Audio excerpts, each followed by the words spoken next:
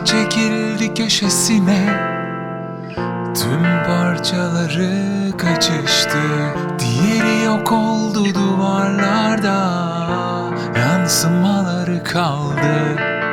Bir ruh çöktü üzerime, tüm boşluklarımı kapladı. Son soluğa kaç kaldı? Bir neden vardı elimde, bir neden vardı elimde.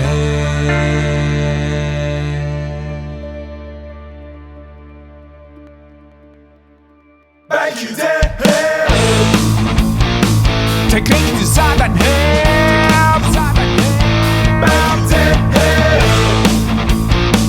Tek sesli zaten hep. belki de hep Hep duydum zannettim. belki de hep